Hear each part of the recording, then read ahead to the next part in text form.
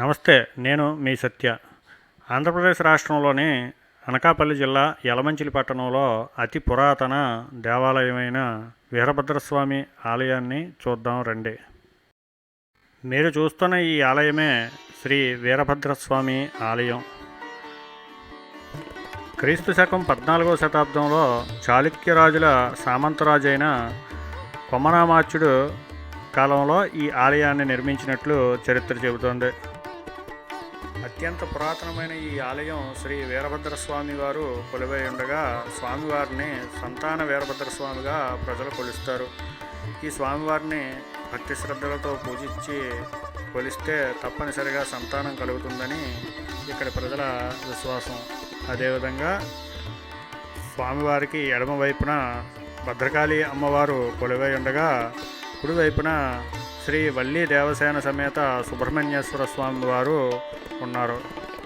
సాధారణంగా శివాలయాల్లో ఒక నంది మాత్రమే ఉండడం మనం చూస్తుంటాం, కానీ ఇక్కడ 4 నందులు ఉంటాయి. ఇది ఇక్కడ ప్రత్యేకత. ఆలయ ప్రధాన గోపురం ఎత్తు 70 అడుగులు కాగా ఇది 3 అంతస్తులుగా నిర్మించారు. అదేవిధంగా ఈ భారీ ప్రహారీ గోడను అప్పట్లో నిర్మించారు.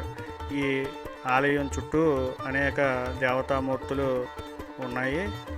వందల కాలం నాటి అతి పురాతన దేవతామూర్తులు ఇక్కడ దర్శనమిస్తాయి.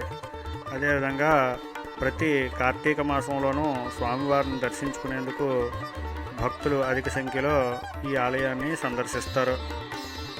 యలమంచిలి చాళుక్యుల కాలంలో ఈ దేవాలయం అత్యంత వైభవోపేతంగా వర్ధిల్లినట్లు చరిత్ర చెబుతుంది. ఇప్పటికీ యలమంచిలి పట్టణానికి ఈ రాజగోపురాన్నే ఐకాన్గా గుర్తిస్తారు. ఈ ఆలయంలోని కూర్మాలకు భక్తులు ప్రత్యేక పూజలు నిర్వహిస్తారు, వాటికి ఆహారాన్ని అందిస్తారు. అలా పూజించడం వల్ల లక్ష్మీ కటాక్షం కలుగుతుందని ఇక్కడి ప్రజల విశ్వాసం.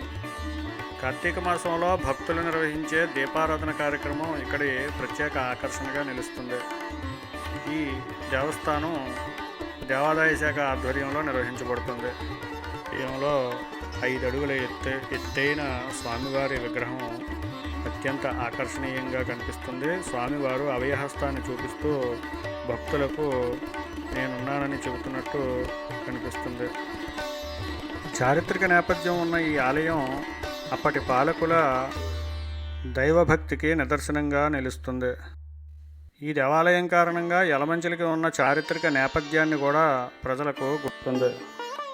సంతాన ప్రదాతగా పేరు పొందిన ఈ స్వామివారు మరో ప్రత్యేకత కూడా ఉంది. భక్తులు ఆ విధంగా ఈ స్వామివారిని నమ్ముతారు. మానసిక ఆందోళనకు గురవుతున్న వారు ఈ స్వామివారిని దర్శిస్తే తప్పనిసరిగా మనశ్శాంతి కలుగుతుందని నమ్ముతారు.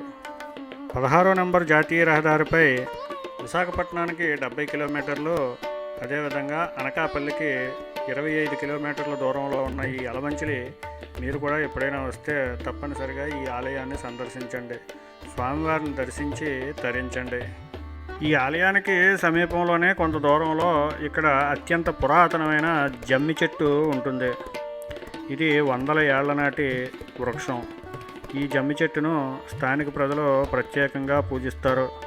ఈ 100 ఏళ్ల నాటి ఈ వృక్షం అనేక ప్రకృతి విలయాలను తట్టుకొని ఇప్పటికీ తన ఉనికిని చాటుకుంటుంది. ఈ వృక్షం కారణంగానే ఈ ప్రాంతానికి జమ్మి చెట్టు వీధి అని పిలుస్తారు.